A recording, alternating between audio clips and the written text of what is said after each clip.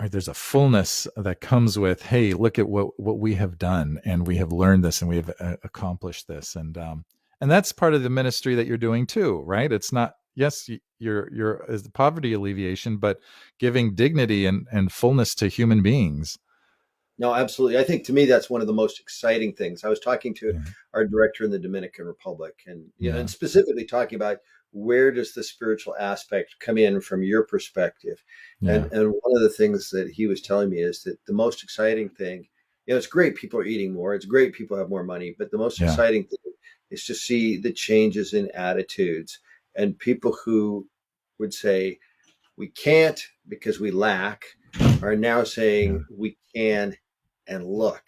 We can Mm, watch.